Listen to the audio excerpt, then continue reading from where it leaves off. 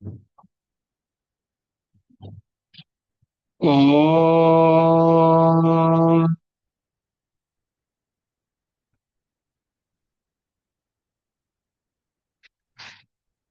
गुरुर्ब्रह्मा गुरुर्विष्णु गुरुर्देवो महेश्वरः गुरु साक्षात् परब्रह्म तस्मै श्री गुरवे नमः। या देवी सर्वभूतेषु शक्तिरूपेण संस्थिता नमस्तस्यै नमस्तस्यै नमस्तस्यै नमो नमः। श्रीमद् भगवत गीता हम चतुर्थ अध्याय का स्वाध्याय कर रहे थे।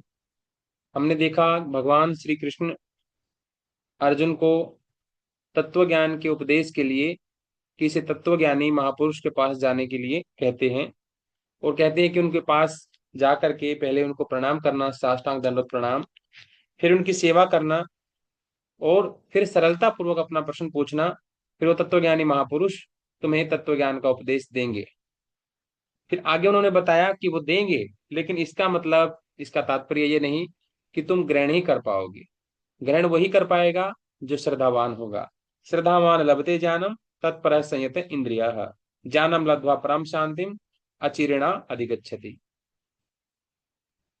तो श्रद्धावान वही होगा जिसका अपनी इंद्रियों पर नियंत्रण है और जो तत्पर है। तत्परता आवश्यक है। जब हम किसी कार्य में तत्पर हो जाते हैं तो हमारी इंद्रियां अन्य अन्य विषयों में भटकना बंद कर देती है। जैसे हम साधारण बोलचाल की भाषा में जिसको कहते हैं कि खाली दिमाग शैतान का घर होता है। क्योंकि खाली दिमाग जब होता है, यानी कि हम खाली जब बैठते हैं, कोई काम हमारे पास नहीं होता, हम बिल्कुल शून्य स्थिति में पहुंच जाते हैं बिना किसी आलम्बन के। तो जब भी हम खाली बैठते हैं तो तामसिक वृत्तियां जो होती हैं या इंद्रियों के जो विषय हैं वो अपने आप से हमारे चिंतन में आने लग जाते हैं, क्योंकि वो हमारा स्वभाव बना हुआ है। जब हम कोई व्यक्ति लगातार किसी चीज को करता चला जाता है, तो जब वो आराम से बैठेगा भी तो सद्वृत्तियां उसके सामने नहीं आएंगी। भजन कीर्तन सत्संग करने की इच्छा नहीं होगी। वही आएगा चिंतन में जो उसने अभ्यास किया हुआ है। जिस चीज का उसका अभ्यास बना हुआ है वही उसको चिंतन में आता है। तो भगवान कहते हैं कि श्रद्धा जिसमें आती है वो व्यक्ति कोई साधारण व्यक्ति नहीं। श्रद्धावान व्यक्ति जो होता है अपनी इंद्रियों पर नियंत्रण पा चुका होता है। क्योंकि श्रद्धा आने के बाद गुरु आज्ञा में ही चला जाता है, शास्त्र आज्ञा में ही चला जाता है। वहां पर इंद्रियों का अपने विषय में भटकना वहां स्कोप ही नहीं है। अगर श्रद्धा बोलते हैं, मेरी श्रद्धा है, लेकिन उसके बावजूद भी ऐसा कार्य क्यों कर दिया, अगर पूछा जाए तो अपने गुरुदेव से कहते हैं कि गुरु जी, इच्छा हो गई, अतिरिक्त इच्छा हो गई, वेग आ गया। श्रद्धा में वेग नहीं देखे जाते। श्रद्धा जब आती है तो तभी आती है जब पांचों इंद्रियों पर नियंत्रण प्राप्त करने की हमारे भीतर क्षमता आ जाती है। फिर हम गुरु आज्ञा से, शास्त्र आज्ञा से ही चलते हैं और पांचों इंद्रियों पर नियंत्रण प्राप्त कर लेते हैं। और हम तत्पर रहते हैं उस ज्ञान को लेने के लिए, उसका अनुभव करने के लिए जो शास्त्र हमें उपदेश कर रहे हैं, जो भगवान हमें उपदेश कर रहे हैं, उसके प्रति हम तत्पर होते हैं। तो जब हम किसी चीज के प्रति तत्पर होते हैं, कोई लक्ष्य हमारा होता है, तो इंद्रियां हम अपने अपने विषयों में नहीं भटकती। तो भगवान ने ये कहा कि श्रद्धावान लभते ज्ञानम। हे अर्जुन, ज्ञान का लाभ श्रद्धावान को ही मिलता है। और श्रद्धावान कौन होता है? जो तत्पर है उसको लेने के लिए, और अपनी इंद्रियों को जिसने नियंत्रण में किया हुआ है वही श्रद्धावान है। उसी को ज्ञान का लाभ मिलता है। देने को तो सब दे ही रहे हैं, लेकिन मिलेगा उसी को। और जो विवेकहीन होगा, जिसमें श्रद्धा नहीं होगी, वो हमेशा संशय में रहेगा, हमेशा संशय में रहेगा। संशय युक्त व्यक्ति से हर कोई बचना चाहता है। श्रद्धावान जो होता है उसकी समीपता चाहते हैं सब। और संशयात्मक व्यक्ति से हर कोई बचना चाहता है। वही वो उसके पास बैठेंगे ना तो तुम भी वैसे ही हो जाओगे, तुम्हारा भी दिमाग ऐसे ही हो जाएगा, डगमगा जाएगा उनके तर्कों को सुन करके। क्योंकि संशयात्मक व्यक्ति जो होता है तर्कों के जाल में उलझा हुआ रहता है, वो निर्णय नहीं कर पाता। और जो विवेकहीन है, जो संशय है, संशय आत्मा है जिसके मन में संशय बने रहते हैं हमेशा ही, तो निर्णय ही नहीं कर पाता, तो उसका जीवन बिल्कुल निरस होता है। उसका जीवन बिल्कुल ऐसा होता है जैसे कोई पतन हो गया, पतन की तरफ उन्मुख रहता है उसका जीवन, जो हमेशा संशय में रहता है। श्रद्धावान क्या होता है? श्रद्धावान हमेशा शास्त्र के उपदेशों में तर्क वितर्क के बिना, गुरु आज्ञा में तर्क वितर्क के बिना जैसा है वैसा मान लेता है, क्योंकि संसार में सारी चीजें जानी नहीं जा सकती। तो संशयात्मा व्यक्ति जो होता है, वो व्यक्ति अपना जीवन नष्ट कर रहा है, यह मान करके ही चला जाता है। संशयात्मक व्यक्ति किसी पर भरोसा नहीं कर रहा है, श्रद्धावान भरोसा कर रहा है। बस इतना सा ही अंतर है। जिसने भरोसा कर लिया वो पार हो जाता है, अपना करके देख लेता है चीजों को, और जो हमेशा संशय ही करता रहता है, ये ठीक है कि ये ठीक है, ये करूं कि वो करूं, वो कुछ ही नहीं कर पाता जीवन में। ये जीवन तो उसका ये करूं कि वो करूं, ये अच्छा कि वो अच्छा, ऐसा ही जीवन उसका व्यतीत हो जाता है। तो दो बिल्कुल अपोजिट चीजें हैं। श्रद्धावान पत्थर में भी भगवान को देख लेता है, मूर्ति में भगवान को देख लेता है, और संशय आत्मा सामने भगवान खड़े हों उसमें भी संशय कर लेगा, श्रद्धावान को मिल जाता है। यहाँ संसार में जो अनुभव में आता है, जो हम देखते हैं, है ना, वही सत्य सत्य नहीं है। जो हमारे सामान्य इंद्रियों के अनुभव में नहीं आता, जो हमें दिखाई नहीं पड़ता, वो भी सत्य है। यहाँ जानना ही सत्य नहीं है। कुछ चीजें पहले जान करके और कुछ चीजें पहले मान करके, जिनको मानते हैं पहले उनको बाद में जान लिया जाता है, और जिनको पहले हम जान लेते हैं तो उनको फिर हम मान लेते हैं। दोनों ही धाराएं हैं ज्ञान की। इसलिए संशयात्मा व्यक्ति एक ही धारा को पकड़े बैठता बैठा रहता है कि पहले जानूंगा फिर मानूंगा। ज्ञान वो कभी पाता नहीं, क्योंकि सारे विषय इंद्रियों के संपर्क में आ नहीं सकते, इंद्रियों से उसका ज्ञान हो नहीं सकता। इसलिए उसका संशय भी कभी खत्म हो नहीं सकता। कुछ चीजें तो ऐसी होंगी जो माननी ही पड़ेंगी, इसके अलावा कोई हमारे पास चारा भी नहीं, और ढूंढने की आवश्यकता भी नहीं। जब शास्त्र आज्ञा कर रहे हैं तो शास्त्रों में कैसी संशय, शास्त्र को लिखने वाले उनके प्रति कैसा संशय, कैसी उनके प्रति संचात्मकता बुद्धि, उनके प्रति तो निश्चयात्मक बुद्धि होनी चाहिए कि उन्होंने मानव कल्याण के लिए लिखा है, मानव कल्याण के लिए वो हमें उपदेश दे रहे हैं, तो उसमें तो कोई संशय ही नहीं। परम हितकारी हमारे लिए ये वचन भगवान ने कही हुए हैं, तो इसमें कोई दूसरा प्रयोजन तो छुपा ही हुआ नहीं है, तो संशय करने की आवश्यकता क्या है? जिसने शास्त्र लिखे उसको रत्ती भर भी हमसे राई बराबर भी कुछ लाभ हमसे नहीं चाहिए। वो कब के जा चुके, केवल हमारे कल्याण के लिए लिख करके चले गए। हम अगर इनको मान भी लेंगे तो उनको कुछ नहीं मिलने वाला, वो जा चुके कब के अपना जीवन जी करके। मिलेगा तो केवल हमें ही। तो संशयात्मक व्यक्ति अगर इस तरीके से सोच ले, और शास्त्रों के प्रति, गुरु के वाक्यों के प्रति, माता पिता के वचनों के प्रति अगर पूर्ण श्रद्धावान हो जाए, तो वो जान लेगा। अगर वो पहले मान लेगा तो फिर बाद में वो जान भी लेगा। लेकिन पहले जानने में लगा रहता है तो जीवन उसका नष्ट हो जाता है। भगवान कहते हैं ना तो वो ये लोक में और ना ही वो परलोक में, कहीं भी उसको सुख नहीं मिलता, क्योंकि मान करके ही चलना पड़ेगा। इतनी सामर्थ्य हमारी इंद्रियों में नहीं है कि हर एक विषय को जान सके। बहुत अंश मात्र जान पाते हैं, बहुत अंश मात्र, वो भी आधा अधूरा। कितना विराट अस्तित्व है इस ब्रह्मांड का,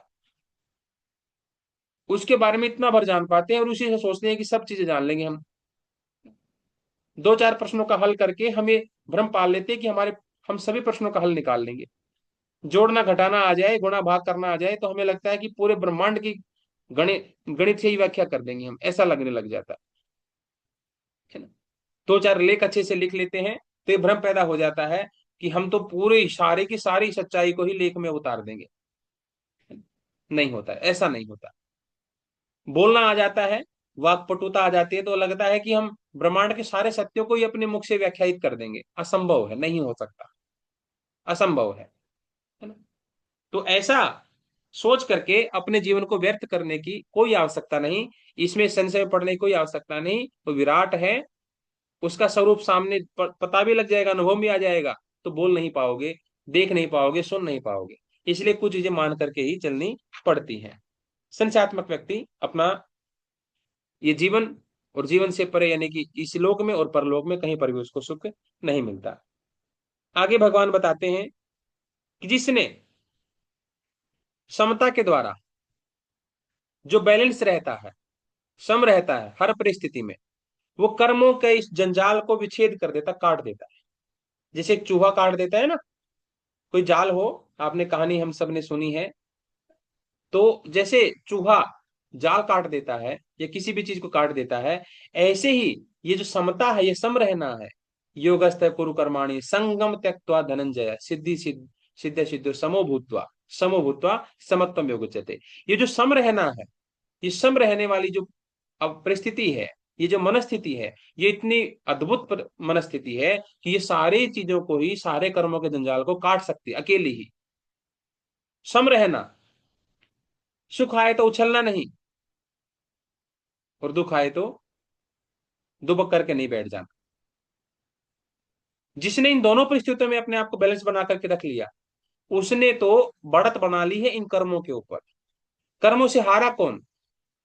कर्मों से हारा वही जो सुख आया तो उछलने लग गया, और दुख आया तो रोने लग गया। वो कर्मों के द्वारा हारा हुआ है, कर्मों का वो मारा हुआ है। वो कर्मों के द्वारा सताया हुआ है, पीड़ित है वो कर्मों से। कर्मों की अग्नि में वो धधक रहा है, बहुत बुरी तरह से धधक रहा है। और कर्मों को जीता किसने? कर्मों को जीता उसने जिसने सुख में भी अपने आप का संतुलन बनाए रखा, और दुख में भी जिसने अपने आप को संतुलित बनाए रखा। इसको बोलते हैं समत्वम योग उच्यते।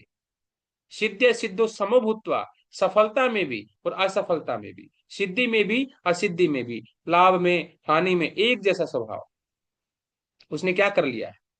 उसने कर्मों पर विजय प्राप्त कर ली है। और जिसने कर्मों, सुख और दुख में बैलेंस रहना जिसने सीख लिया है, और तीसरी चीज तो इस संसार में दुख देने वाली है ही नहीं। जो सुख में फंसता है वही दुख में फंसता है, और जो दुख के जंजाल में फंसा रहता है वो सुख के जंजाल में फंसता है एक दिन। दोनों ही जाल है। जिसने इन दोनों को ही त्याग दिया, दोनों में ही जिसने बैलेंस रहना सीख लिया, जिसने दोनों को ही समझ लिया कि ये भी बीत जाने वाला है, सुख भी ज्यादा दिन टिकने वाला नहीं, सुख के दिन जल्दी बीत जाते हैं, दुख वाले दिन लंबे चलते हैं, ऐसा अनुभूति होती है। क्योंकि पाप कर्म ज्यादा है हमारा, पाप कर्म ज्यादा है, होगा ही निश्चित रूप से। अगर पुण्य ज्यादा होता या अनासक्ति कर्मयोग हमारा होता, अभ्यास होता, तो मुक्त हो चुके होते। अभी तक संसार में है, तो जाहिर सी बात है, इतना पुण्य तो था, मनुष्य शरीर मिल गया, लेकिन इतना पुण्य नहीं था। ऐसा कर्म हमने नहीं किया था जिसे मुक्ति मिल जाए, क्योंकि वो पुण्य और पाप से दोनों से परे वो चीज है। इसलिए भगवान कहते हैं समता, संतुलन। संतुलन में जो रहता है वो सारे कर्मों के जाल को विच्छेद कर देता है, काट देता है। और जब वो कर्मों के जाल को काट देता है ना, फिर वो संशय बुद्धि नहीं आती उसके भीतर, वो संशय नहीं करता, है ना। संशय कौन करता है? जो सुख में खुश होता है, दुख आए तो रोने लग जाता है, वो हमेशा संशय में ही लगा रहता है। और जिसने दोनों को ही त्याग कर दिया, उसको किस बात का संशय?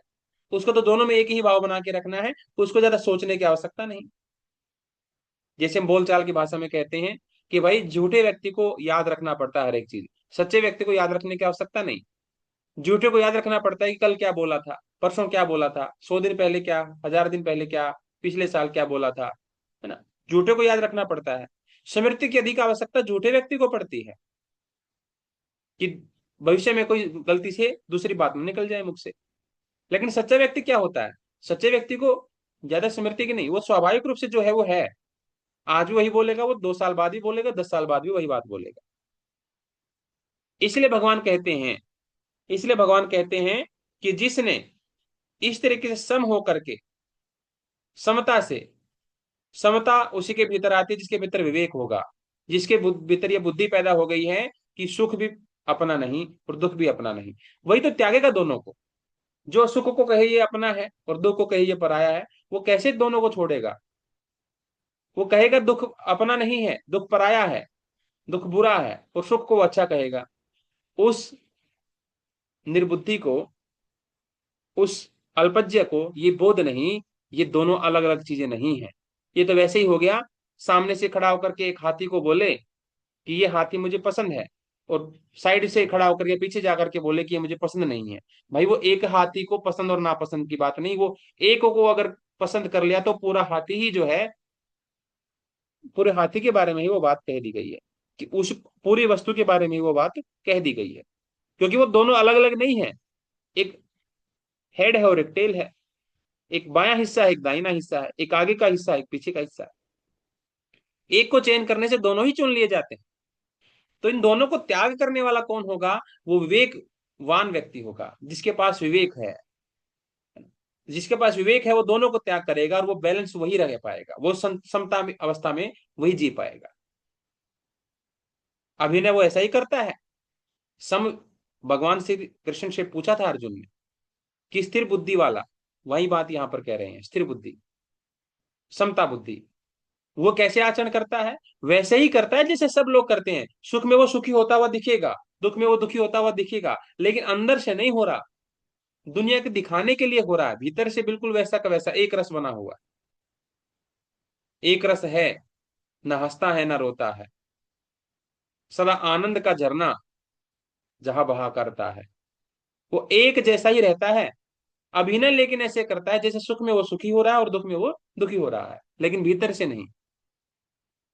भगवान श्री कृष्ण द्वितीय अध्याय में हमें बता चुके कि कैसे वो कार्य करेगा। स्थिर बुद्धि वाला वैसे ही करेगा जैसे कि अस्थिर बुद्धि वाला करता है। सुख आने पर उछल जाता है, दुख आने पर वैसा ही वो करेगा, अभिनय करेगा, लेकिन अभिनय, अभिनय की दृष्टि से वो जीवन जिएगा। तो विवेक ज्ञान जिसके भीतर आता है उसके भीतर क्षमता आ जाती है, और जिसके भीतर क्षमता आ जाती है उसके सभी संशय, बहुत गंदी चीज होती है संशय, जीवन के इस अनमोल धन को बहुत बुरी तरह से खर्च कर देती है ना। जैसे हमारे शौक, हमारी आदतें हमारे धन का नाश कर देते हैं। किसी ने शौक पाल लिया, आजकल लाइनें लगी हुई हैं, किसी कंपनी का मोबाइल है, 1 लाख, 1.5 लाख, 2 लाख का, उसको लेने के लिए लंबी लंबी लाइनें लगी हुई है। एक तरफ लोग अनाज लेने के लिए लाइनों में लगे हुए हैं, भूखा पेट, अपना पेट भरने के लिए। दूसरी तरफ लोग अपने शौक को पूरा करने के लिए भी लाइनों में लगे हुए हैं।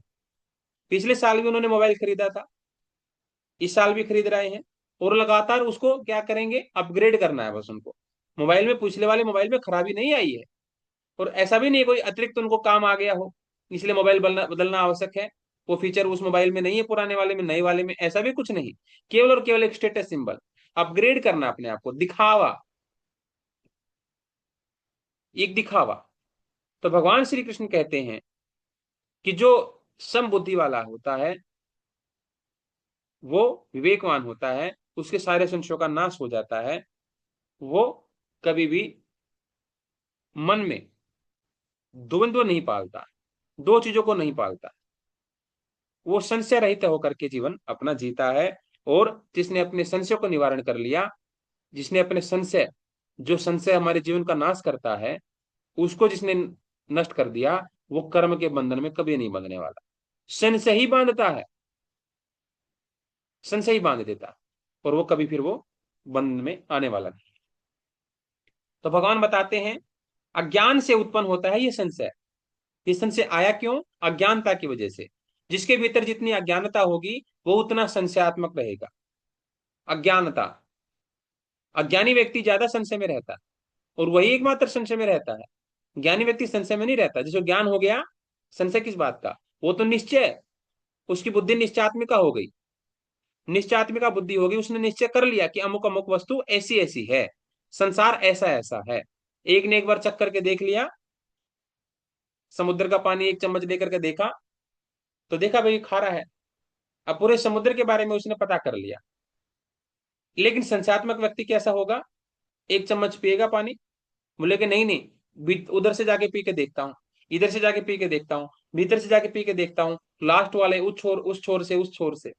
ऐसा ही वो करते करते पूरा जीवन उसका निकल जाता है। कभी भी उसकी बुद्धि में निर्णय आ ही नहीं पाता कि सारा समुद्र एक जैसा है, कभी नहीं आ पाता। आएगा कब? जब ज्ञान अगर उसको होता, ये अगर ज्ञान होता उसको कि भाई एक गिलास में भी अगर हम सामान्य रूप से नमक मिलाएं, तो ऊपर वाला जो पानी है वो भी उतना ही नमकीन होगा, नीचे वाला भी होगा, बराबर वाला भी होगा, दाएं वाला भी, बाएं वाला भी। ये अगर उसको ज्ञान होता तो वो ऐसी गलतियां नहीं करता। जिसको इतना सामान्य से नियम नहीं पता, कॉमन सेंस जिसके पास नहीं है, वही तो भ्रमित होगा। वो सोचेगा ना कि पहले वाला नमकीन नहीं था, बाद वाला होगा, या बाद वाला नहीं है, पहले वाला होगा। ऐसी बुद्धि संशयात्मक व्यक्ति के पास ही होती है, और अज्ञान की वजह से ऐसी बुद्धि आती है। और ये संशय अगर जिसके भीतर आ गया, वो तो निरंतर प्रयोग ही करता रहेगा, एक्सपेरिमेंट ही करता रहेगा जीवन भर, और कभी उसके पास बुद्धि ही नहीं आ सकती। निश्चयात्मिका बुद्धि नहीं आएगी, समस्या में पूरा जीवन गुजर जाएगा। और संशय को काटने के लिए ज्ञान रूपी तलवार की आवश्यकता होती है ना। संशय की अगर गर्दन को काटना है, तो उसका संहार करना है, तो ज्ञान की आवश्यकता होती है। भगवान श्री बताते हैं कि अज्ञान से होता है ये संशय पैदा, और ज्ञान रूपी तलवार से इसका नाश हो जाता है। कामनाओं की अग्नि से पैदा होता है संशय, और ज्ञान की अग्नि से ये जल जाता है।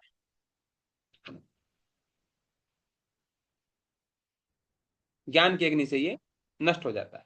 इसलिए हे अर्जुन, तो भी संशय को मिटा करके स्थिर बुद्धि हो जा, अपनी बुद्धि को स्थिर कर ले।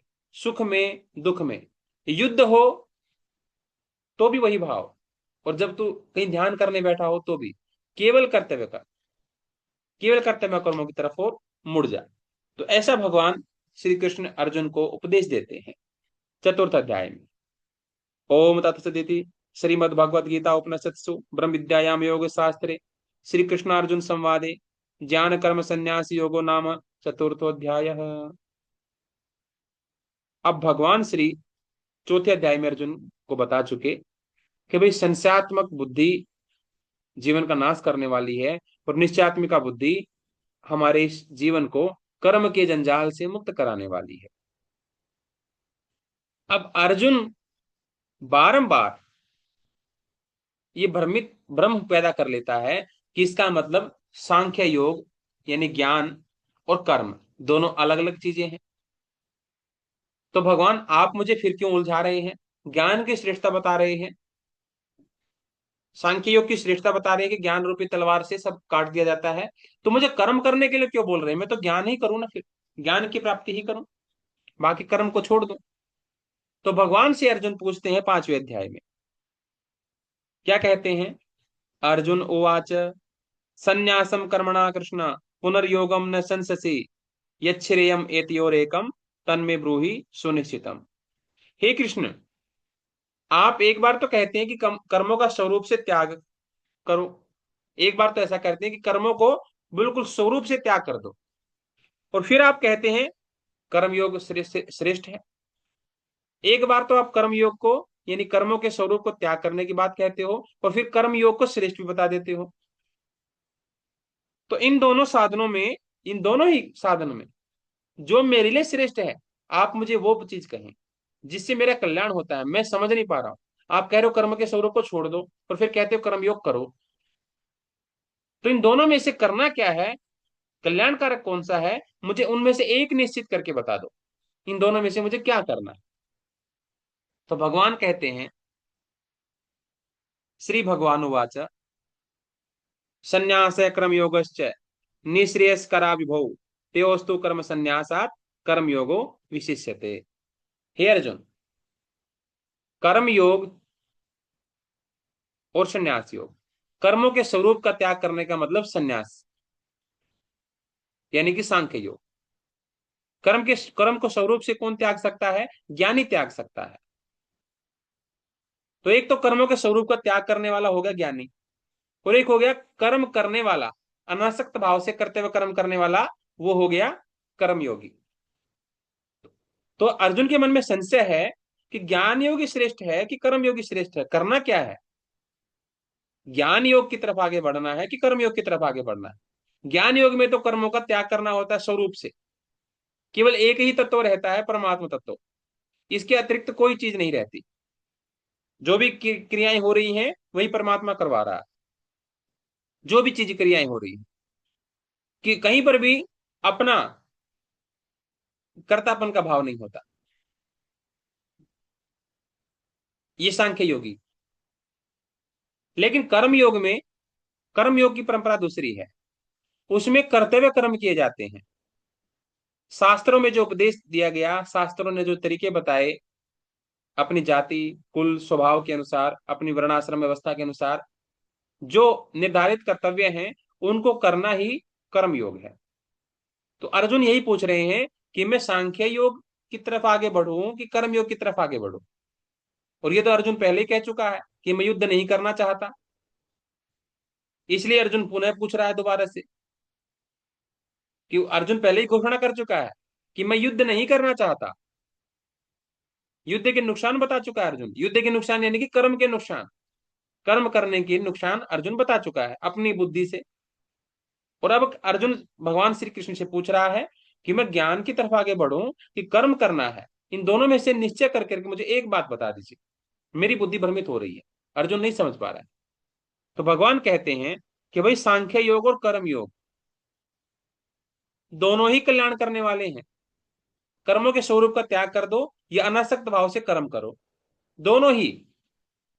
ये बिल्कुल वैसे ही है जैसे हाईवे पे कहीं भी चलते हैं ना, एक सड़क जो जाती है वो ऊपर से जाती है, एक नीचे से जाती है, लेकिन दोनों जाकर के एक ही जगह मिल जाती है,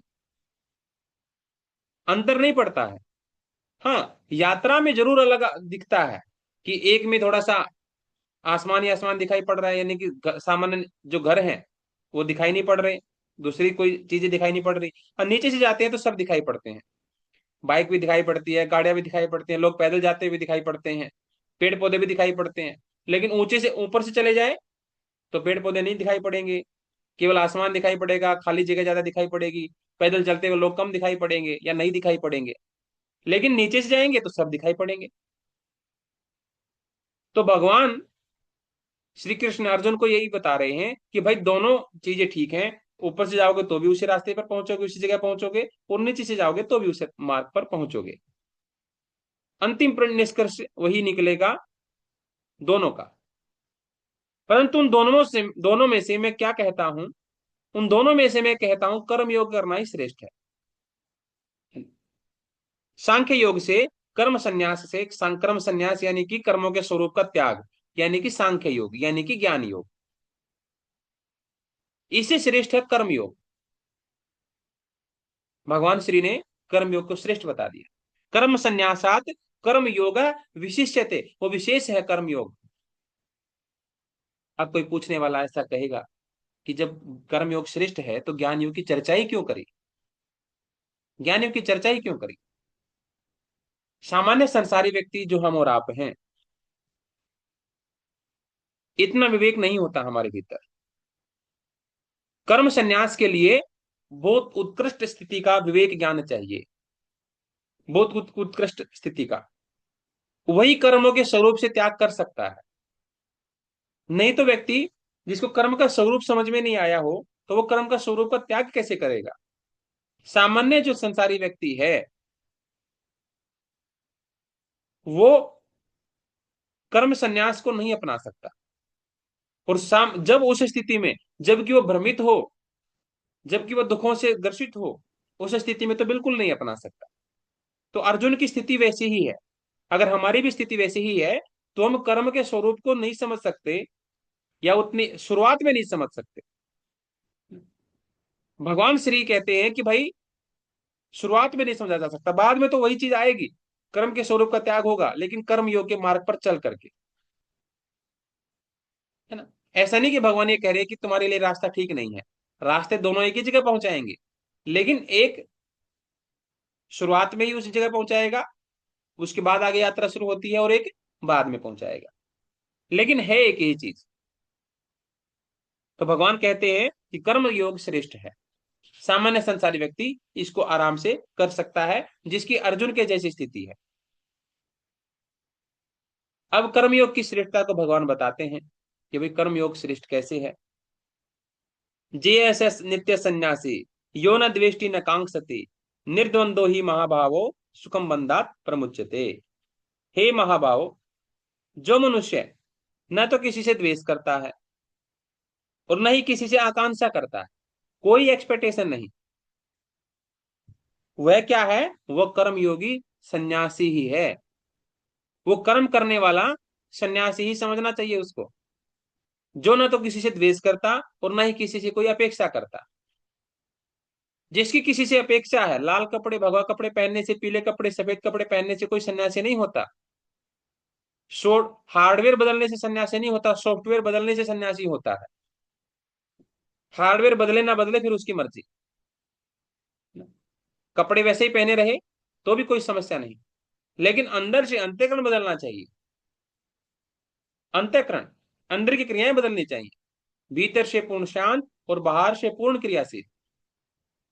परम पूज्य स्वामी जी इस वाक्य को बार बार प्रयोग करते हैं। भीतर से पूर्ण शांत और बाहर से पूर्ण क्रियाशील। सन्यास हो चाहे ग्रस्त हो, संसार व्यक्ति हो चाहे सन्यासी हो, वानप्रस्थी हो, भीतर से होता है, बाहर से नहीं होता, भीतर से। तो भगवान से यहाँ कहते हैं कि जो मनुष्य है ना तो किसी से द्वेष्टि, ना द्वेष करता है, न कांक्षति, ना आकांक्षा करता है, उसको सन्यासी ही समझना चाहिए। सन्यासी भी आकांक्षा त्याग देता है और किसी से द्वेष नहीं करता। जब कोई व्यक्ति सन्यास लेता है, लोकेशणा, पुत्रेषणा, वित्तेषणा, इन तीन ऐषणाओं का, तीन इच्छाओं का त्याग कर देता है। लोकेशणा, लोक की कोई इच्छा नहीं, लौकिक धन संपदा की कोई आवश्यकता नहीं, लोगों की मान मर्यादा या सम्मान प्राप्ति या आदि आदि उसका कोई उसको आकांक्षा नहीं है। पैसे की उसको कोई आवश्यकता नहीं है, वो चाहेगा नहीं, कोई इच्छा नहीं करेगा पैसे की। वो पुत्रों की वो इच्छा नहीं करेगा कि मेरी संतान हो, नहीं, कोई इच्छा नहीं करेगा। ये तीनों इच्छाएं वो त्याग देगा, तब जाकर के वो सन्यासी बनता है। और चौथी चीज, वो सबको अभयदान देता है। एक सन्यासी सबको अभयदान देता है, यानी कि एक सन्यासी से किसी को भी भय नहीं होता। वो गंगा जी में, नदी में खड़े होकर के, पवित्र नदी में संकल्प लेता है कि आज से मेरे द्वारा किसी का अहित नहीं होगा। मैं संपूर्ण पृथ्वी लोक पर जितने भी प्राणी विद्यमान हैं, मैं सभी को अभयदान देता हूं। मेरे से कोई भी भयभीत नहीं हो सकता, मैं किसी को भी भयभीत नहीं करने वाला, सबको अभयदान देता हूं। आज से सब मेरे प्रति निर्भीक हो सकते हैं। नर नारी, पशु पक्षी सन्यासी से निर्भीक होते हैं, इसलिए सन्यासी को सब पूजते हैं। किसी को भय नहीं होता सन्यासी से। सन्यासी परम कल्याणकारक होता है। भय उसी व्यक्ति से होगा जो या तो अपने पुत्रों के लिए पुत्रेषणा, या धन कमाना चाहता होगा वित्तेषणा, ये लोक में कुछ चाहता होगा लोकेषणा, ऐसे व्यक्ति से भय रहता है हमेशा। क्योंकि उसको कुछ चाहिए तो वो किसी भी तरीके से पुनः पूरा करना चाहेगा। अगर हम बाधा बनेंगे तो उसको भी हमारे को बाधा बनने से वो रोकेगा, हमको बीच से हटाएगा। जिसके भीतर इच्छाएं हैं उससे समाज भयभीत रहता है। जिसके पास बहुत सारी इच्छाएं उससे बहुत बड़ा भय रहता है। और जिसकी कोई इच्छा ही नहीं, जिसकी कोई इच्छा नहीं, उससे कोई भयभीत नहीं होता, उसको सब प्रिय होते हैं, वो सबको प्रिय होता है। इच्छाएं डरावनी हैं, जिसके भीतर जितनी इच्छाएं हैं उसके उससे उतना भय पैदा होता है। और वो भी भयभीत रहता है कि अब कोई दूसरा व्यक्ति आ गया, कहीं मेरा काम खराब ना कर दे। क्यों? अंदर इच्छाएं पाल करके बैठा है, अगर दूसरा व्यक्ति आ गया या किसी ने कुछ बोल दिया तो उसकी इच्छाओं में बाधा पड़ेगी। इसलिए वो भी भयभीत रहता है दूसरों से, और दूसरे भी भयभीत रहते हैं जिसने इच्छाएं पाल रखी है उससे, कि भाई कोई डांट ना दे, कहीं कुछ काम ना कर रहा हो, कहीं बाधा ना पहुंच जाए, कहीं ऐसा ना कर दे, कहीं वैसा ना कर दे। जाए तो विषान पुंसा, संगस्ते शुभ जायते, संगासन जायते कामा, काम यानी कि इच्छाएं। क्यों? कामी व्यक्ति कभी भी क्रोधी हो सकता है, कामी व्यक्ति कभी भी क्रोधी हो सकता है, इसलिए उससे भय रहता है। और सन्यासी कामी नहीं होता, इसलिए वो सबको अभयदान दे देता है कि भाई मेरे से डरने की जरूरत नहीं है किसी को भी। ना तो मुझे पुत्र चाहिए, ना मुझे धन संपदा चाहिए, और ना ही मुझे संसार की कोई भी सम्मान चाहिए, मुझे कुछ नहीं चाहिए। इसलिए वो अभयदान दे देता है।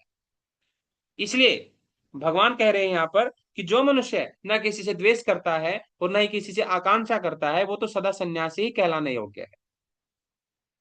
क्योंकि जिसके पास द्वेष नहीं है, अर्जुन, तो क्या समझे? बोले जिसके पास द्वेष नहीं है इसका मतलब द्वेष नहीं है? बोले नहीं, जिसके पास द्वेष नहीं है उसके पास राग भी नहीं है। ये आएंगे जब दोनों ही इकट्ठे आएंगे, अकेले नहीं आता ये। जब आते हैं ना तो दोनों इकट्ठे आते हैं। एक के प्रति भयंकर राग है ना, तो उसी व्यक्ति का पूछ के देखो, जिस व्यक्ति का एक से भयंकर राग है ना, दूसरे व्यक्ति से भयंकर नफरत भी होगी उसकी। एक एक व्यक्ति से अगर वो 50% अगर राग रखता है, दूसरे व्यक्ति से, किसी न किसी से भी, दाएं बाएं उसे पूछ के देखो, इतिहास में, वर्तमान में, भविष्य में 50% ही किसी न किसी से द्वेष भी होगा उसका। किसी से 100% राग है तो किसी से 100% उसका द्वेष भी होगा। ये दोनों क्रियाएं साथ साथ चलती हैं, साथ साथ चलती हैं।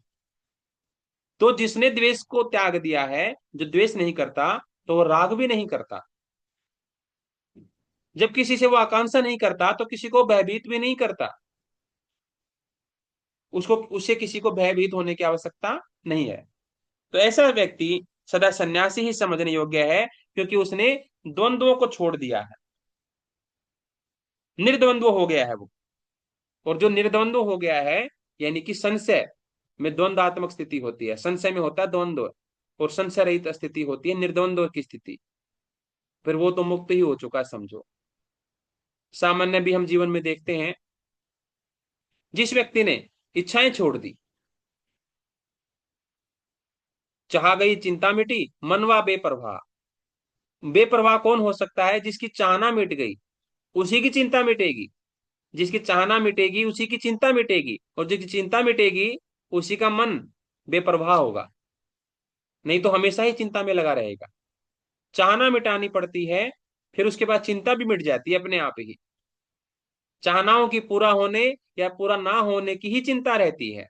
अगर चाहना ही नहीं रही तो चिंता भी किस बात की? चिंता होती ही चाहना से है।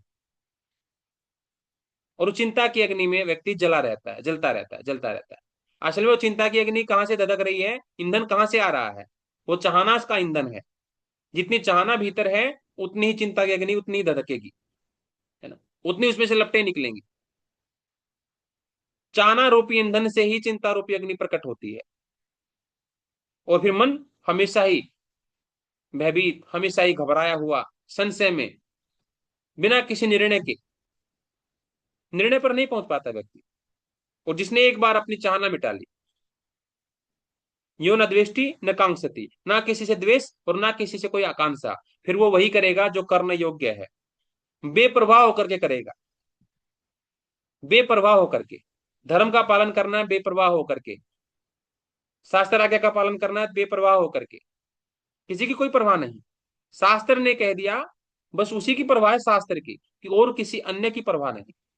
बड़ों ने कह दिया, माता पिता ने कह दिया, गुरु का आदेश हो गया, बस उसी एक परवाह ही रहती है, बाकी और किसी को कोई उसको परवाह नहीं रहती। संसार के प्रति वो बेपरवाह हो जाता है। चाह गई चिंता मिटी, मनवा बेपरवाह। और जिसको कुछ भी नहीं चाहिए, वो शहंशाहों का भी शहंशाह,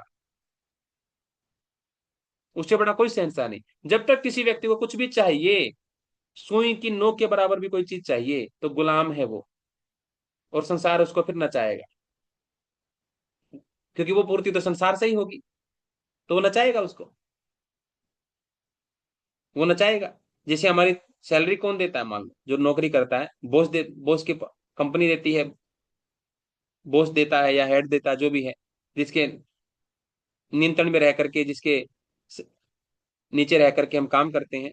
अब वो जो भी कहेगा, जब तक सैलरी नहीं आई है, तब तक वो कुछ भी करवाएगा, कुछ भी उठपटांग चीजें भी करवा सकता है, करनी पड़ेगी, क्योंकि सैलरी उसके पास है हमारी। और जिस दिन हमने कह दिया ये सैलरी तू रख अपने पास, कौन घबराएगा? हम हो गए बेपरवाह, घबराएगा वो। पहले कौन घबरा रहा था कि हमारा धन उसके पास है, घबराएंगे हम, क्योंकि हम उसको अपना मान रहे थे जो उसके पास है। और जिस दिन हमने कह दिया जो तुम्हारे पास है ना, हमने समझ लिया वो तेरा ही है, चल छोड़। अब घबराएगा कौन? घबराएगा सामने वाला। सबसे पहले चाहना मिटानी पड़ती है, फिर चिंता मिट जाती है, फिर मनवा बेपरवाह होता हो जाता है, और फिर व्यक्ति शहंशाहों का भी शहंशाह हो जाता है, नहीं तो वो गुलामों का भी गुलाम हो जाता है। बद से बदतर हालत उसकी होती चली जाती है।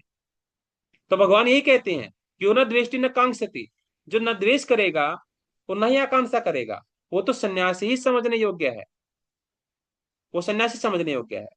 और जिसको न द्वेष है न आकांक्षा है, उसके पास संशय भी नहीं। संशय भी आता उसी के पास जिसके पास आकांक्षा रहती है। न संशय, न आकांक्षा, न द्वेष। ऐसा व्यक्ति संसार के बंधन से सुखपूर्वक मुक्त हो जाता है, सुखपूर्वक, बड़े आनंद के साथ। मेरे बच्चे, मेरी पत्नी, मेरा भाई, मेरी बहन, मेरे माता पिता, ऐसा वैसा, मेरे चाचा चाची, मामा मामी,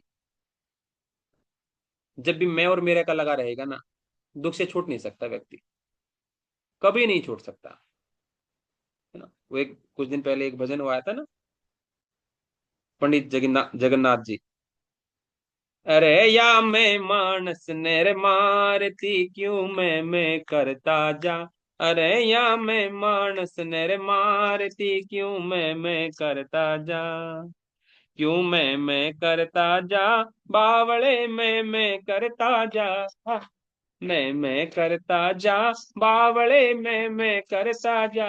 अरे या मैं मानस नर मारती क्यों मैं करता जा। ये मैं है ना, एक दीमक की तरह से हमारे जीवन को खा जाता है। मैं जिसके साथ भी जोड़ लेते हैं ना, उसके साथ आकांक्षाएं हो जाती है, उसके साथ राग पैदा हो जाता है। और जिसके साथ राग है ना, द्वेष भी उसी से होगा। जिसे अपेक्षाएं थी, जिससे अपेक्षाएं थी, अगर उससे टूटेंगी तो द्वेष भी उसी के प्रति होगा। अगर कोई व्यक्ति ये समझ ले, जिसके प्रति अपेक्षाएं करी थी, क्या वो उतना समर्थ था कि उन अपेक्षाओं को पूरा कर सकता? अगर समर्थ था तो वो कर ही चुका होता। अगर वो समर्थ नहीं था तो वो आज भी नहीं कर सकता, कल भी नहीं कर सकता, और वो अगले जन्म में भी नहीं कर सकता। तो व्यर्थ की आकांक्षाएं पाल करके अपना दुख बढ़ाने की आवश्यकता क्यों है? क्यों ऐसा काम करना?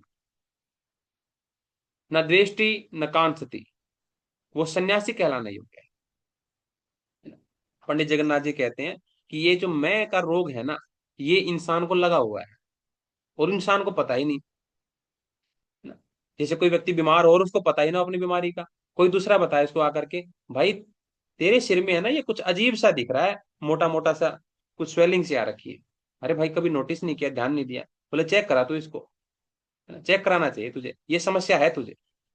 बोला भाई चलो तेरे कहने से चेक करा लेंगे, तू कह रहा तो। फिर गया तो पता नहीं ट्यूमर है उसको। तो आकर के धन्यवाद दे रहा, भाई तूने तो बड़ा बड़ा काम कर दिया, तेरे कहने से मैं चेक कराने चला गया, डॉक्टर ने बोला कि सही टाइम पे आ गए हो, इस बीमारी का इलाज अब हो सकता है, अगर लेट किया होता तो इलाज नहीं हो सकता था। फिर वो धन्यवाद देगा? फिर उस व्यक्ति को धन्यवाद नहीं दिया जाएगा? एक व्यक्ति ने देखा, उसने इग्नोर कर दिया, बोले मैं भी कई सालों से देख रहा था तुझे, लेकिन मैंने सोचा कि होगा, नॉर्मल होगा, तो मैंने कुछ पूछा नहीं, बोला नहीं। लेकिन जिसको मतलब है वो जरूर पूछेगा कि भाई तेरे पास ये कुछ अनिजी जैसा है, कुछ सामान्य नहीं है। जिसको मतलब नहीं है, जो केवल अपने स्वार्थ की पूर्ति के लिए है, वो क्यों छेड़ेगा? क्यों कोई नई मुसीबत मोल लेगा? क्या पता हम पलट करके कह दें, भाई तू डॉक्टर के पास ले चलना, मुझे ऐसा कर देना। वो लगेगा भाई मैं नहीं बताया, मेरी मुसीबत हो गई, अब मुझे ही करना पड़ गया, है ना? जिसको मतलब होगा वो हमें हमारी कमियों से परिचित करवाएगा, निश्चित रूप से करवाएगा,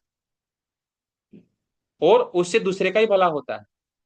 तो भगवान श्री कृष्ण हमें उस रोग से परिचित करवा रहे हैं जो सामान्यतः हमें लगा रहता है लेकिन पता नहीं रहता है। वो बार बार कह रहे हैं कि समय रहते इसको चेकअप करा करके इसको उपचार करवाओ। फिर ये बीमारी जो है ना, महामारी में बदल जाएगी, बड़ी क्रिटिकल सिचुएशन हो जाएगी। अरे या मैं मानस नर मारती क्यों मैं करता जा। अरे या मैं मानस नर मारती क्यों मैं करता जा। क्यों मैं करता जा, बावळे मैं करता जा। मैं करता जा, बावळे मैं करता जा। अरे या मैं मानस नर मारती क्यों मैं करता जा। मैं का रोग लगावण, मैं का रोग मिटावण खातर सदगुरु एक दवा। मैं का रोग मिटावण खातर सदगुरु एक दवा। अरे या मैं अरे या मैं मानस नर मारती क्यों मैं करता जा।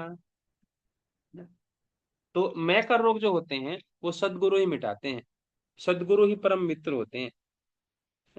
और सदगुरु जिस बात कह देते हैं ना, वो बात भी हमारी परम मित्र ही होती है। केवल ऐसा नहीं कि सदगुरु का शरीर ही हमारा मित्र है, नहीं, सदगुरु के वाक्य भी हमारे मित्र हैं। सदगुरु की आंखों की दृष्टि अगर पड़ जाए तो वो भी हमारे मित्र है, क्योंकि उसी के सहारे हम हमेशा ही सही काम करते रहते हैं। सदगुरु के वचनों को, सदगुरु और कह दे कि फलानी फलानी पुस्तक, फलाने फलाना शास्त्र को तुम्हें आदेश मानना है, तो वो जो कह देगा वो सदगुरु ही है, वो वही सदगुरु है। केवल सदगुरु का शरीर ही सदगुरु नहीं है ना? मैं का रोग मिटावन खातर सदगुरु एक दवा, है ना? वो दवा क्या है? अब डॉक्टर, भाई डॉक्टर के पास जाते हैं तो डॉक्टर इलाज थोड़ी करता है। डॉक्टर तो बस देख लेता है कि बीमारी क्या है, फिर उस बीमारी को डायग्नोज कर लेता है, वो चेक कर लेता है, फिर उस बीमारी को ठीक करने की जो औषध है वो उसको दे देता है। अगर देखा जाए तो नाम तो डॉक्टर का ही आता है, लेकिन असर किसने किया? असर तो दवाई ने किया। तो ऐसे ही डॉक्टर इलाज नहीं करता, वो दवाई इलाज करती है। तो शास्त्र हमें डायग्नोज भी करते हैं और हमारा उपचार भी करते हैं। इसलिए सदगुरु भगवान श्री कृष्ण एक सदगुरु रूप में है, एक परम मित्र के रूप में है। तो उन्हीं के मुख से निकले हुए शब्द हैं, ये हमारा डायग्नोज भी करेंगे और यही हमारा उपचार भी करेंगे। तो भगवान कहते हैं कि वो संसार के बंधनों से मुक्त हो जाता है। सांख्य योगो पृथक बाला प्रवदंती न पंडिता एकमपि स्थित सम्यक उभयोर विन्दते फलम। कि हे अर्जुन, जो बेसमझ लोग होते हैं ना, बाला, बाला शब्द प्रयोग किया भगवान श्री कृष्ण ने, कि जो बालक होते हैं ना, जैसे बालक हैं, बालकों को अल्प बुद्धि माना जाता है कि भाई उनका उतना स्मृति अभी नहीं, उतना अनुभव उनका नहीं, वो बालक है, उनकी उन बेसमझ है, वो उनके पास समझ नहीं है, अभी अभी ना समझ है, नादान है। ऐसे ही नादान व्यक्ति जो होता है वही क्या कहता है, सांख्य योग और कर्म योग का फल अलग अलग बताता है, जो ना समझ है। ना समझ व्यक्ति, बालक जो होता है, बेबुद्धि का, मंद बुद्धि का, अल्प बुद्धि का जो व्यक्ति होता है, वही कर्म योग का और सांख्य योग का परिणाम अलग अलग बताता है। इसका मतलब उसको पता ही नहीं है। कर्म योग और सांख्य योग का परिणाम अलग अलग नहीं है, एक ही है। अब एक ऐसे ही हो जाए कि भाई मैं तो फलाने फलाने डॉक्टर के पास गया था, उसने तो मुझे ये दवा दी थी, अब तुम मुझे ये दवा दे रहे हो। भाई डॉक्टर मूर्ख नहीं है, मूर्ख तुम हो। वो भी दवा असर करेगी, उसे भी इलाज होगा, इसे भी इलाज होगा, दोनों से होगा। अब तुझे करना किस में है? अब तो तीसरे के पास जाएगा, वो तीसरी तरीके से डायग्नोज करेगा, वो उपचार देगा। भाई एक बीमारी का एक ही चिकित्सा नहीं है, किसी भी तरीके से उसका इलाज हो सकता है। अगर तुम केवल एक्सपेरिमेंट ही करना है और ये देखना है कि कौन सा डॉक्टर कौन सी दवाइयां बताता है, कौन सा डॉक्टर कौन सी दवाइयां, डेटा ही कलेक्ट करना है, तो करते रहो, उपचार नहीं होगा। एक ही चिकित्सक ने अगर सही तरीके से डायग्नोज कर लिया और उसकी उपचार कर दिया, तो एक ही है। दूसरा दूसरे तरीके से बता सकता है, तीसरा तीसरे तरीके से बताएगा। लेकिन इसका मतलब ये नहीं कि वो इलाज नहीं होगा, बीमारी ठीक नहीं होगी, वो तब भी होगी ठीक, है ना? तो ऐसे ही बेसमझ लोग, ना समझ लोग क्या करते हैं, वो बताते हैं कि इसका फल अलग है, कर्म योग का और सांख्य योग का फल अलग है। लेकिन जो पंडित होते हैं, बुद्धिमान होते हैं, ये पंडिता एकम अपनी सम्यक आस्थिता, वो अच्छी तरह से समझ लेते हैं कि दोनों का परिणाम एक ही है, दोनों का परिणाम एक ही होने वाला। जो समझदार है वो समझ लेता है। तो भगवान यही हमें कहते हैं, यद सांख्य प्राप्यते स्थानम तद योगैरपि गम्यते एकम सांख्यम च योगम च य पश्यति स पश्यति। कितना अद्भुत श्लोक दिया भगवान ने। यद सांख्य प्राप्यते स्थानम तद योगैरपि गम्यते एकम सांख्यम च योगम च य पश्यति स पश्यति। कि सांख्य योगी जो होता है, ज्ञान योगी, वो जिस तत्व को, है ना, प्राप्त करता है, कर्म योगी भी उसी तत्व को प्राप्त करता है। अगर जो इस प्रकार से देख रहा है कि भाई तेरे डॉक्टर ने तुझे ये दवा दी, मेरे डॉक्टर ने, मेरे को भी यही प्रॉब्लम थी लेकिन मेरे वाला डॉक्टर ने ये दवा दी है, अब पहले वाला सोचने लग जाए भाई मेरे मेरे को भी यही बीमारी है, दूसरे को भी यही बीमारी, मेरे वाले डॉक्टर ने मुझे अलग दवा दी है और इसके वाले डॉक्टर ने अच्छी दी है, दूसरी दवा दी है, तो इस वाली दवाई खा लेता हूं मैं, है ना? या ये मेरे डॉक्टर ने मुझे ये क्यों दवाई दी? दोनों को हम समान रोग है हमको। अब डॉक्टर निर्धारित करेगा कि भाई दोनों के रोग समान है, लक्षण तो समान दिख रहे, दोनों खांसी आ रही, दोनों को बुखार है, लेकिन रोग समान है कि नहीं है, लक्षणों से तो दिखेगा नहीं। वो डॉक्टर निश्चित करेगा, निर्धारित करेगा ना कि लक्षण भले सेम हो, लेकिन रोग जरूरी नहीं कि सेम होगा। तो दवाई लक्षणों को देख करके नहीं दी गई, मूल कारण को देख करके दी गई है। तो जो बता दिया गया है उसको पालन कर लिया जाए। अब दूसरों को देख करके तुलना करेंगे तो ये तो मूर्खता ही होगी, इतना ज्ञान अपने पास तो है नहीं, और उसकी तुलना करने बैठ जाए, तो लाभ क्या होगा? लाभ तो कुछ भी नहीं होगा, उपचार तो होगा नहीं, रोग वैसा का वैसा ही बना रहेगा। तो इसलिए जो सांख्य योगी जिस तत्व को प्राप्त करता है, कर्म योगी भी उसी तत्व को प्राप्त करता है। अगर जो इस तरीके से देख पा रहा है, समझ पा रहा है, तो वही वास्तव में देख पा रहा है, बाकी कोई नहीं देख पा रहा। भगवान ये कहते हैं यह पश्यति, जो इस प्रकार से देखता है कि भाई कर्म योग से भी वही मिलने वाला है तत्व, और सांख्य योग से, ज्ञान योग से भी वही मिलने वाला है, जो इस प्रकार से देख लेता है वही सही मायने में देख रहा है, बाकी कोई देख नहीं पा रहा। वो तो क्या कर रहा है, भ्रमित हो रहा है, वो ना समझ है, वो बालक है, जिसको इतनी सी बात समझ में नहीं आती। इसलिए सांख्य योग और कर्म योग, इन संक्षेप में अगर कहें, सरल भाषा में, तो जो पहले जानना चाहता है फिर मानना चाहता है, वो मूर्ख है। जो पहले मानना चाहता है फिर जानना चाहता है, वो भी मूर्ख है। दोनों ही तत्व हैं, दोनों ही तरीके हैं। कुछ चीजें पहले जान करके फिर मानी जाएंगी बाद में, और कुछ चीजें पहले मानी जाती फिर बाद में जानी जाती हैं। एक ही फार्मूला सब जगह लागू नहीं होता। जो पहले जान लेगा वो उसको मान भी लेगा बाद में। अब हर बार वो जानता थोड़ी है। एक बार दो और दो चार करना हमने जान लिया, फिर हम मान लेते हैं कि दो और दो चार ही होगा, बार बार जोड़ करके नहीं देखते फिर उसको। 2+2 = 4, बार बार नहीं जोड़ते उसको, एक बार जोड़ के देख लिया, फिर बाद में हमने उस उत्तर को मान लिया ना, फिर उसको मान लिया, फिर मान करके चलते हम, जानते केवल एक बार है। और ऐसे ही मानते केवल एक बार हैं, मान लिया तो बाद में जान भी लिया जाएगा। कुछ तत्व जानने पड़ते हैं पहले, कुछ चीजें पहले माननी पड़ती हैं, फिर बाद में जानी जाती है।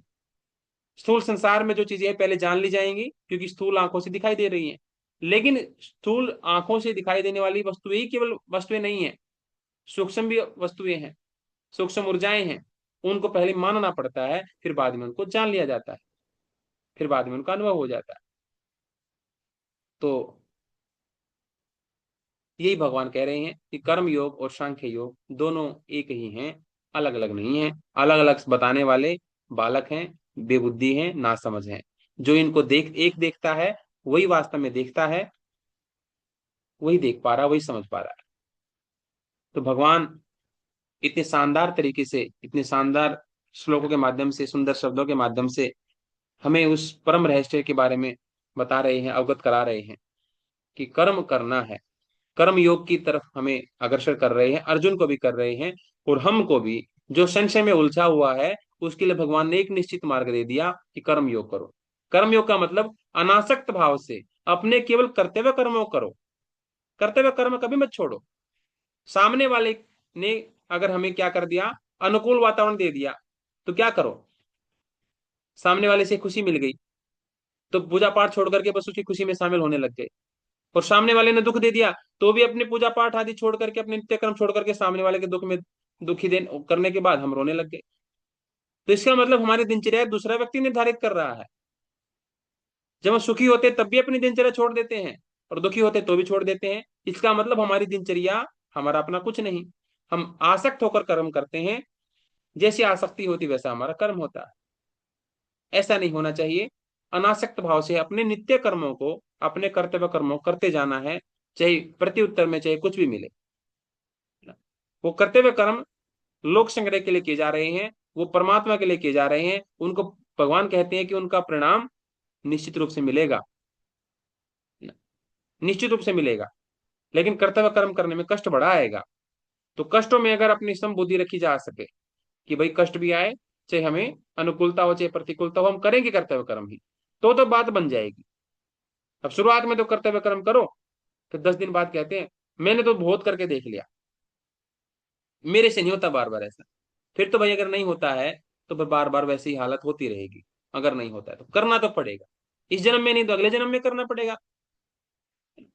इसके किए बिना बात बनेगी नहीं, जीवन आसान होगा नहीं, जीवन में प्रसन्नता आएगी नहीं। करना तो पड़ेगा। अपना कर्तव्य नहीं छोड़ना है, अपना कर्म कभी नहीं छोड़ना है। कर्म वही छोड़ेगा जो राग में फंसेगा, जो द्वेष में फंसेगा, कर्म वही छोड़ेगा। जो ना राग में फंसेगा ना द्वेष में, केवल कर्तव्य को, केवल धर्म को माध्यम, धर्म को केंद्र में रखेगा, वो कभी अपने कर्तव्य को नहीं छोड़ने वाला। और वही कर्म योगी है, जो न द्वेष्टि न कांक्षति। तो भगवान यही कहते हैं, अगर कर्म का अगर हमने परित्याग किया,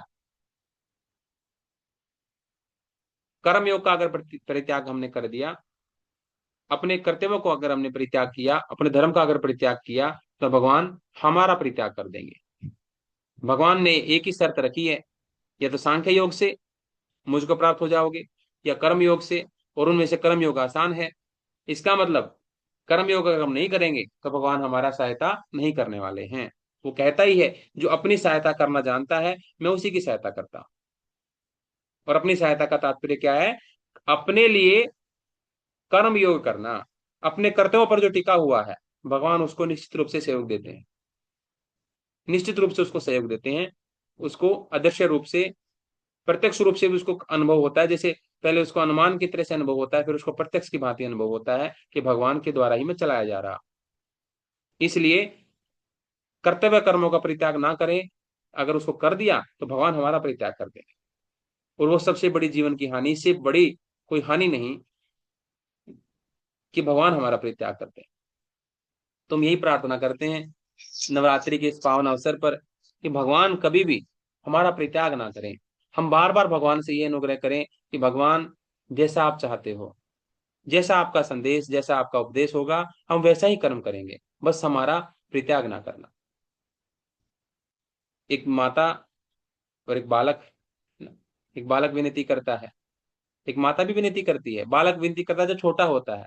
जब बालक बड़ा हो जाता है, माँ विनती करती है, बोले बेटा और कुछ मत करना, तो कुछ मत कर, लेकिन बुरा कर्म मत करना, किसी का भी बुरा मत करना, नहीं तो फिर मैं तुझे बेटा नहीं कह पाऊंगा, मेरा मेरे लिए बड़ा कठिन होगा। फिर बेटा घबरा जाता है, नहीं माँ, मैं ऐसा कोई कर्म नहीं करने वाला। दूर जा रहा है, अपनी बेटी को बोलती है, बेटी तू दूर जा रही है, कुछ भी करना लेकिन ऐसा कोई कर्म ना करना जिससे कि माँ बाप को दुनिया की ताने सुनने पड़े, ऐसा कोई कर्म मत करना। तो फिर बेटी जो आश्वासन देती है कि मैं ऐसा कोई अपनी तरफ से कोई ऐसा कोई कृत्य नहीं करने करूंगी जिससे कि माता पिता को नीचा देखना पड़े, उनको उनकी गर्दन झुक जाए नीचे, उनका सिर नीचे झुक जाए। तो ऐसा ही है कि हम जब घबराते हैं तो हम बहुत सारे कुकर्मों से बच जाते हैं। भय रहना चाहिए, भगवान के परित्याग करने का भय, माता पिता के परित्याग करने का भय, भाइयों के द्वारा, बहनों के द्वारा परित्याग करने का भय अगर बना रहेगा तो हम नीति सही कर्म करते चले जाएंगे। अन्यथा अगर हमारे पास ये भय नहीं होगा, पूरी तरह से हम अपने आप को स्वतंत्र महसूस करेंगे। यहाँ पराधीनता चाहिए, यहाँ पराधीनता की आवश्यकता है। अगर अपने द्वारा सही कर्म करवाने हैं हमेशा, तो यहाँ ये स्वतंत्रता की आवश्यकता है, ये घबराहट होनी जरूरी है, ये भय होना जरूरी है। भगवान का, समाज का, माता पिता का, अपनों का। एक बोलते हैं ना कि तुमने मुझसे झूठ बोला, इसका मुझे दुख नहीं है, मुझे दुख इस बात का है कि अब इसके बाद तुमसे तुम्हारे ऊपर विश्वास कैसे करूं। तुम्हारे झूठ से मुझे कोई दिक्कत नहीं, हजार बार बोलो, लेकिन दिक्कत यह है कि अब मैं तुम पर विश्वास कैसे करूंगा। मैं चाहता हूं तुम पर विश्वास करना, लेकिन अब मैं करूंगा कैसे? अब मैं अपने आप को बदलूं कैसे? जो मेरे स्मृति में जो चीज चली गई उसको मैं कैसे निकालूंगा? मुझे चिंता इस बात की है। तुम्हारे झूठ से मुझे कोई दिक्कत नहीं है, मुझे दिक्कत अपने आप से है, क्योंकि मैं असमर्थ हूं। जो मुझे अनुभव आ गया एक बार, मैं उसको अनुभव को बदलूंगा कैसे? तो भगवान से हमारी यही विनती है, और भगवान को भी हम यह आश्वासन दें, और इस भय में हमेशा निश्चित रूप से जिए कि भगवान ने अगर हमारा परित्याग कर दिया तो कोई हमारा और छोर नहीं। विनय ये ही मेरी भगवन, मेरा परित्याग ना करना, मेरी उलझन को सुलझाना, मेरा परित्याग ना करना। विनय ये ही मेरी भगवन, मेरा परित्याग ना करना, मेरी उलझन को सुलझाना, मेरा परित्याग ना करना। विनय ये ही मेरी भगवन, मेरा परित्याग ना करना। रुलाना अपने विरह में, हंसाना अपने दर्शन में, रुलाना अपने विरह में, हंसाना अपने दर्शन में, भुलाना भूल सब मेरी, भुलाना भूल सब मेरी, मेरा परित्याग ना करना। विनय ये ही मेरी भगवन, मेरा परित्याग ना करना, मेरी उलझन को सुलझाना, मेरा परित्याग ना करना। एक मनुष्य उलझनों में फंस करके ही करते हुए कर्म छोड़ता है, संशय में फंस करके ही। लेकिन जब उस संशयात्मक व्यक्ति को कहा जाए कि भाई तू संशय से बाहर निकल, अगर तू संशय से बाहर नहीं निकला और अपने कर्तव्य के कर्मों की तरफ उन्मुख नहीं हुआ, तो वो भगवान तुम्हारा परित्याग कर देंगे। फिर वो घबराता है, नहीं नहीं, मैं संशय को छोड़ने के लिए तत्पर हूं, लेकिन भगवान मेरा परित्याग करें, ये मुझे स्वीकार नहीं। फिर वो घबरा करके अपने संशय को छोड़ता है और फिर भगवान से प्रार्थना करता है कि भगवान मेरी उलझन को सुलझा दो, बस मेरी उलझन को सुलझा दोगे तो मैं निश्चित रूप से वही कर्तव्य करूंगा जो आपने कहा है, जो शास्त्रों ने निर्धारित किया है। लेकिन मेरी कम से कम उलझन सुलझाओ पहले। तो घबरा करके वो विनती करता है, मेरी उलझन को सुलझाना, मेरा परित्याग ना करना, विनय ये ही मेरी भगवन, मेरा परित्याग ना करना। चलाना चाल अपनी ही, बताना बात अपनी ही। चलाना चाल अपनी ही, बताना बात अपनी ही। कराना अपनी ही करनी, कराना अपनी ही करनी, मेरा परित्याग ना करना, विनय ये ही मेरी भगवन, मेरा परित्याग ना करना। बिठाना संग अपने ही, चढ़ाना रंग अपना ही। बिठाना संग अपने ही, चढ़ाना रंग अपना ही। सुनाना वेद की बंसी, सुनाना वेद की बंसी, मेरा परित्याग ना करना, मेरा परित्याग ना करना, विनय ये ही मेरी भगवन, मेरा परित्याग ना करना।